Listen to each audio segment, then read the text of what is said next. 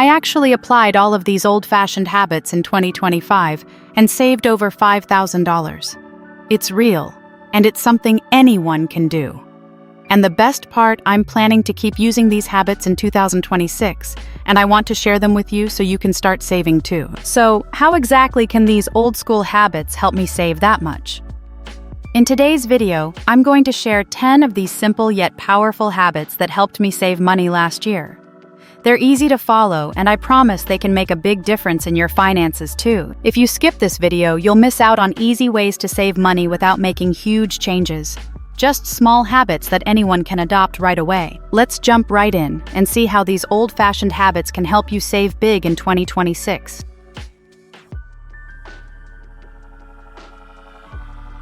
Honestly, one of the biggest changes I made last year was starting to cook at home instead of eating out.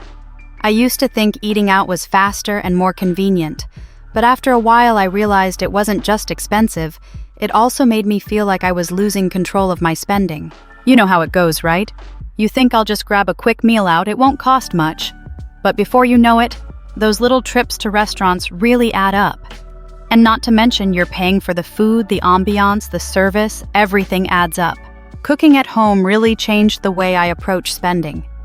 At first, I just wanted to see how much I could save, and the results were surprising. The meals I cooked at home were not only delicious, but healthier, and it didn't take much time at all. I started planning meals for the week, buying only what I needed, and it really helped reduce food waste. Plus, a meal at home can cost anywhere from $10 to $15 for the whole family, while eating out easily runs $40 or more for just one person.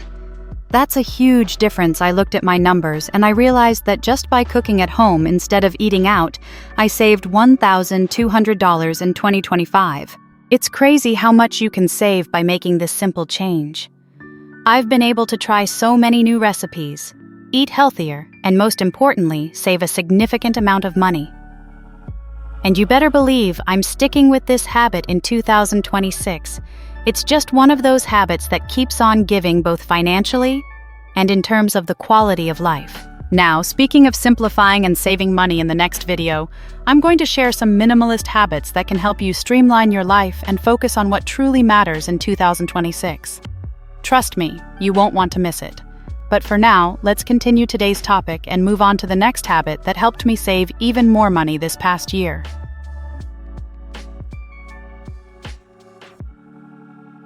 The second habit I adopted last year that made a huge difference was switching to public transportation instead of driving my car everywhere. At first, I was skeptical, honestly. I love the freedom of having my own car, but after giving it a shot, I realized how much money I could save and how much stress I could avoid. I mean, we all know the deal with driving, right? Gas prices, parking fees, wear and tear on your car. It all adds up. On top of that, dealing with traffic is just exhausting. But when I started using public transportation more often, I was amazed by how much easier and cheaper it was. Here's the thing. Taking the bus or the subway can cost just a few dollars a day, while driving to work every day could easily cost you over $20 just in gas and parking alone. And that's not even factoring in the maintenance costs for your car. Oil changes, tire rotations, car insurance. It all piles up. When I started using public transportation, I realized I could be saving at least $1,500 a year, and that's not even counting the time I saved from not having to sit in traffic every day. Honestly, it wasn't even just about the money. I felt so much more relaxed and productive because I didn't have to worry about driving. I could read, listen to podcasts, or just unwind. And hey, saving money while being more relaxed. That's a win-win in my book. So in 2025, I saved $1,500 by using public transportation more often.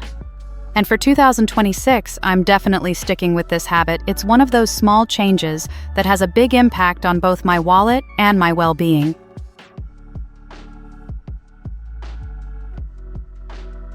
Another habit I started in 2025 that really helped me save money was fixing things around the house instead of just throwing them away and buying new ones. At first, I wasn't sure if it was worth the time, but I quickly learned how much I could save and how satisfying it was to repair things myself. We've all been there, right? Something breaks, whether it's a blender, a pair of shoes, or even a piece of furniture, and your first instinct is to just toss it and get a new one. But here's the thing, most of these items can actually be fixed with a little time and a few inexpensive tools. I started with small repairs around the house, like fixing a leaky faucet, tightening screws on a chair, and even re-gluing a broken lamp. It was honestly so much easier than I thought. I found helpful tutorials online and realized that with just a few supplies I could fix things that would have otherwise been tossed out. For example, instead of buying a new lawnmower, I fixed the one I already had. That alone saved me over $300. I also repaired a broken vacuum cleaner and some kitchen appliances that seemed beyond saving. The best part is, it didn't just save me money, it also felt really great to restore things myself. By the end of the year, I had saved around $400 just by fixing things that would have otherwise ended up in the trash. And I'm definitely going to keep this habit going in 2026.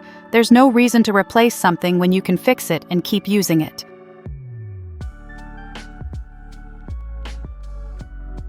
Next up, another habit I picked up last year that made a huge difference in my savings was reusing household items instead of buying new ones all the time.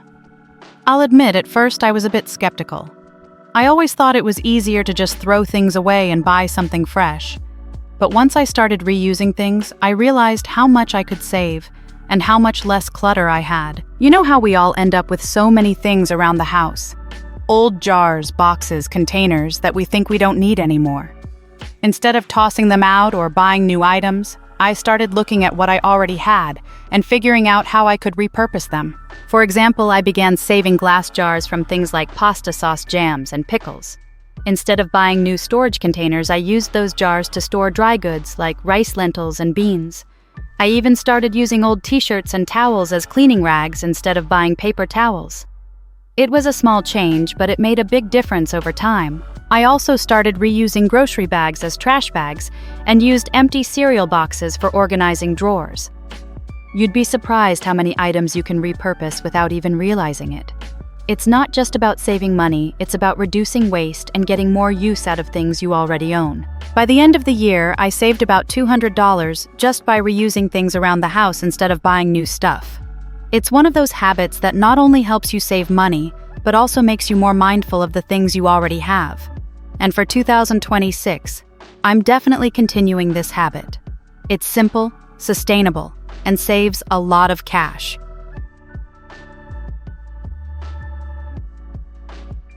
Now let's move on to another habit that really made a difference for me last year, shopping with a list. It might sound like a small change, but trust me, it had a huge impact on how much I spent. Before I started doing this, I would head to the store without any real plan, just buying whatever caught my eye. I'd grab snacks, extra items that were on sale, and random things that seemed like a good idea in the moment. It was so easy to get carried away and end up spending more than I planned. Then I'd get home, unpack my shopping bags, and realize that half of it was unnecessary. It was frustrating, not to mention the guilt that came with spending money on things I didn't even need. So I decided to take control and start making a shopping list before I left the house. This wasn't just for grocery shopping, but for everything: household items, clothing, and even special events. I would check my pantry or closet, figure out what I really needed, and only put those items on my list. I also made sure to plan meals for the week, so I wouldn't end up buying extra food that would just sit around and spoil. I'll admit, at first, it felt a little restrictive, but soon I realized how much it saved me. Not only did I avoid impulse buys, but I also became more mindful of what I was purchasing. Sticking to the list helped me save over $500 last year. That's money I would have wasted on things I didn't need, and it felt great to make smarter choices.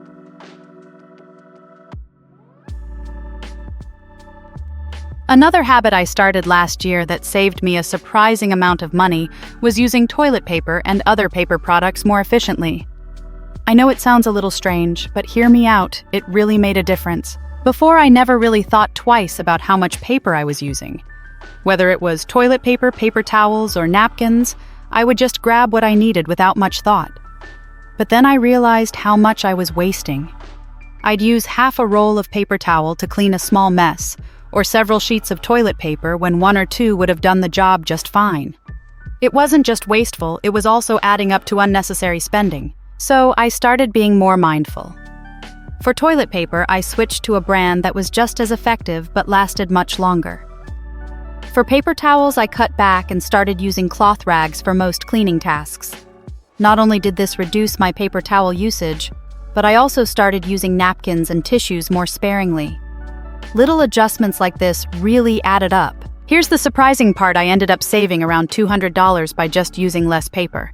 I know it sounds like a small thing, but when you start paying attention, you realize how much you can save by simply cutting back on paper products.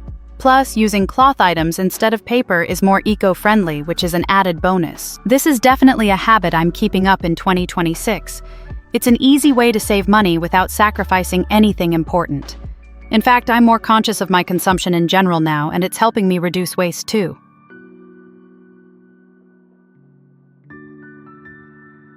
Now, the next habit that really paid off last year: starting my own garden.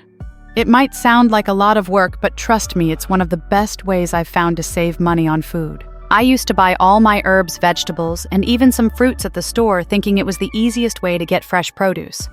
But after a while, I realized just how much I was spending, especially on things like herbs that I could easily grow at home. I decided to give gardening a shot, and honestly, I'm so glad I did. I started small, just growing things like tomatoes, herbs, and lettuce in pots on my balcony. I was amazed at how quickly things started growing and how much I ended up saving on groceries. For example, buying fresh herbs at the store can be so expensive, but I was able to grow them for just a fraction of the cost. Tomatoes and lettuce were the same; they were so much fresher and cost next to nothing compared to what I'd pay in the store. The best part is that I didn't have to worry about running out of these essentials when I needed them for cooking. Instead of going to the store every week for fresh herbs or veggies, I could just step outside and pick them from my garden. This habit helped me save around $300 last year on grocery bills. Starting a garden isn't just about saving money, though. It's also been incredibly satisfying to grow my own food, knowing exactly what goes into it.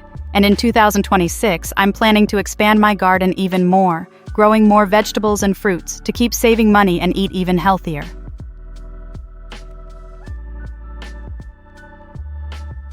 Next up. Another habit that really helped me save money last year was making my own cleaning products.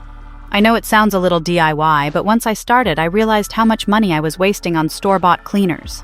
Before I started making my own cleaning products, I was buying a bunch of different cleaners for everything: bathrooms, countertops, floors, you name it. The problem is, most of those store-bought cleaners were full of chemicals and they were expensive. Plus, it seemed like I always needed a new bottle for a different surface or task, which only added to the cost. So I did some research and started making my own all-purpose cleaner with just a few basic ingredients: vinegar, baking soda, and essential oils. It was super easy to make, and the best part, it worked just as well as the expensive store brands. I used it for everything: cleaning counters, wiping down surfaces, even scrubbing out stains. I also made a natural glass cleaner with vinegar and water. These homemade solutions were not only cost-effective, but also safer for my family and the environment. By switching to homemade cleaners, I saved around $200 last year.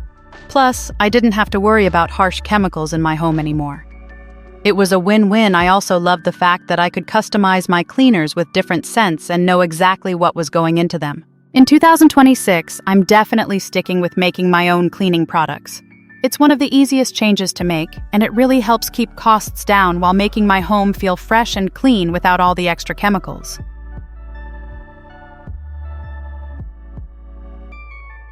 This next habit was a game changer for me in 2025, avoiding buying single-use kitchen gadgets. You know those items that promise to make your life easier, but end up collecting dust in a drawer. Yeah, I used to buy those too. At one point, I had all sorts of kitchen gadgets: avocado slicers, egg cookers, waffle makers, you name it. Each one was sold as a must-have for making cooking easier. But the reality: they were only used once or twice, and then ended up taking up precious space in my kitchen. Plus, they were expensive, and I'd barely get any use out of them. I realized I was spending money on things that weren't adding value to my kitchen or making cooking more efficient. So I decided to stop buying gadgets that only served one purpose: Instead, I focused on getting multi-use tools like a good chef's knife, a quality blender, or a versatile food processor. These tools can do a lot of different tasks, so I didn't need multiple devices taking up space. For example, my blender works for smoothies, soups, and even making dough. It's simple, functional, and way more affordable in the long run. By cutting out single-use kitchen gadgets, I saved around $200 last year. Not only did I avoid impulse buys, but I also ended up with a cleaner, more organized kitchen. And honestly, I feel much better knowing I'm only investing in tools I actually use. In 2026, I'm definitely sticking to this habit. I've learned that less really is more, especially in the kitchen. Fewer gadgets, more functionality, and it's saving me money.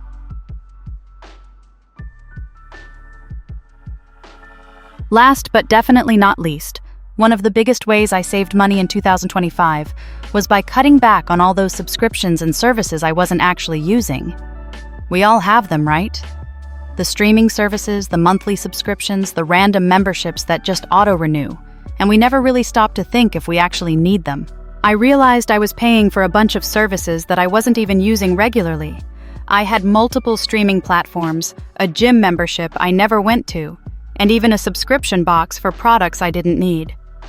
When I took the time to go through all my subscriptions, I found I was spending way more than I realized on things I rarely used. So I decided to take a closer look and canceled anything I wasn't actively using. I stopped paying for a streaming service I hadn't watched in months, canceled a beauty box subscription, and even put a pause on my gym membership, especially after realizing I could work out at home for free with just some basic equipment. The results: I saved around $600 last year just by cutting out unnecessary services. It wasn't about getting rid of everything, but about being mindful of where my money was going. I kept the services I actually use and enjoy, and let go of the ones that were just draining my account without offering much value. In 2026, I'm going to continue being mindful about what I subscribe to. It's crazy how much money we can waste on things we don't need, and this habit really helped me take control of my spending.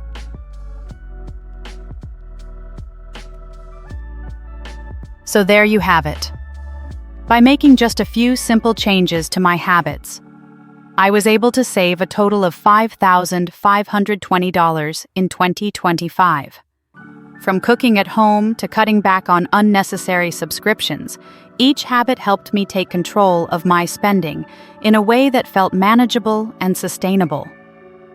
These habits may seem small, but they really do add up over time.